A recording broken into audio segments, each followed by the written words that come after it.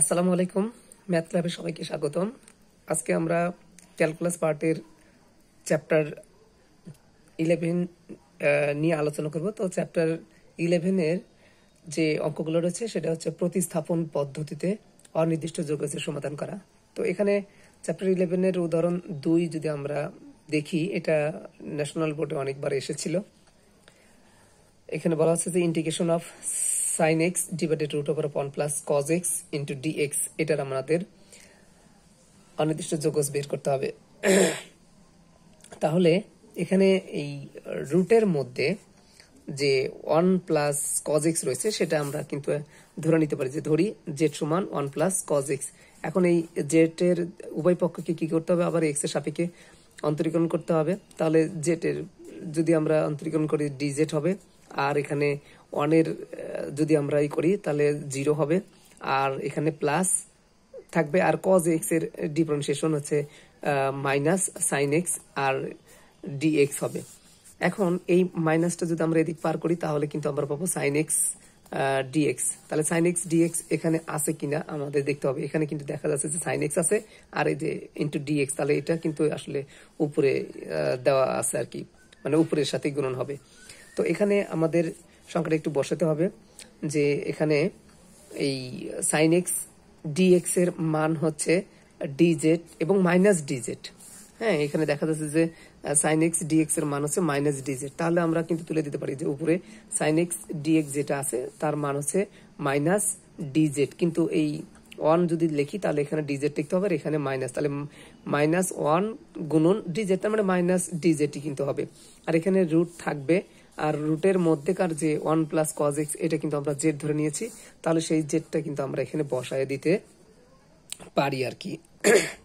এখন এখানে 1 by root over of Z রয়েছে, মাইনাসটা আমরা বাইরে নিয়ে আসলাম। তাহলে এই জেডটাকে আমরা কিন্তু জেটের উপর যে পাওয়ার রয়েছে অর্থাৎ রুট রয়েছে, রুটের আসল মানটা কিন্তু হাফ, আমরা জানি 1/2। এই 1/2 নিচ থেকে উপরে যদি যায় তাহলে নিচ থেকে উপরে গেলে পরে মাইনাস হবে, সেই জন্য এখানে জেটের উপর মাইনাস 1/2 হবে। এখন জেটের উপর যে পাওয়ারটা থাকলো আমাদের মাইনাস 1/2, এটার যদি আমরা আবার ইন্টিগ্রেশন করি তাহলে এখানে যে পাওয়ার থাকে তার সাথে 1 যোগ করতে হয়, করে যে ফলটা হবে সেই পাওয়ার যে মানটা হবে সেই মানটা দ্বারা কি করতে হবে, আবার ভাগ করতে হবে, আর প্লাস কনস্ট্যান্ট সি। এখন এই মাইনাস হাফ এবং 1 অর্থাৎ 1 থেকে মাইনাস হাফ, এটা যদি আমরা লসা করি তাহলে কিন্তু আমরা এই হাফ পাবো, কারণ এখানে 1 বড় আর মাইনাস হাফ ছোট।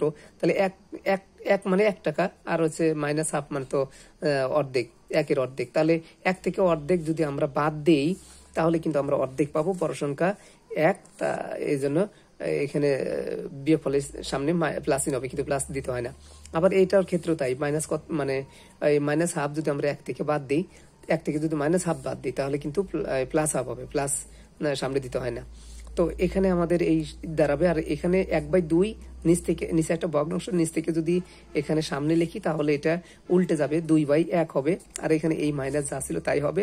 তাহলে 1/2 নিচ থেকে উপরে যে সেটা কি হবে, এই 2/1, নিচে 1 লিখতে হয় না। আর এখানে রুট ওভার অফ কি থাকবে, এই হাফের ইটা ছিল রুট, আর এই জেটের যে মানটা আসল মানটা, জেট তো আমাদের ধার করা মানে ধরে নেওয়া, তাহলে জেটের আসল মান কিন্তু আমরা এখানে ধরে নিয়েছিলাম কত, 1 প্লাস এই জেড সমান 1 প্লাস cos x। এই জন্য আমাদের কি করতে হবে, এখানে যে জেটটা রয়েছে সেই জেটের মানটা তুলে দিয়ে 1 প্লাস cos x বসাতে হবে, প্লাস কত কনস্ট্যান্ট সংখ্যা সি। এইভাবে আমরা সমাধান করতে পারি। তো পরবর্তী এরকম আরো অনেক ভিডিও আমরা ইনশাল্লাহ সমাধান করার চেষ্টা করব। তো পরবর্তী ভিডিও দেখার জন্য সবাইকে আমন্ত্রণ রইল। ধন্যবাদ সবাইকে।